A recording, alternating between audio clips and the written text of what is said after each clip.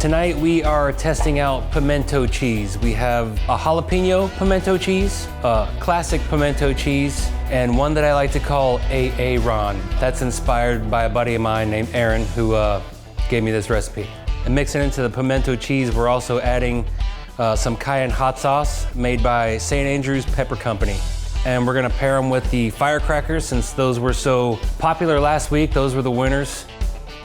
So what it takes to make pimento cheese, determination, focus, and a willingness to expand your waistline. Also with pimento cheese tonight, we are serving deer sausage. If you're from the South, if you're from Panama City, then you know deer sausage. And for me, nobody on this planet makes better deer sausage than Nick Murphy from Southern Sausage Company. He's a local guy.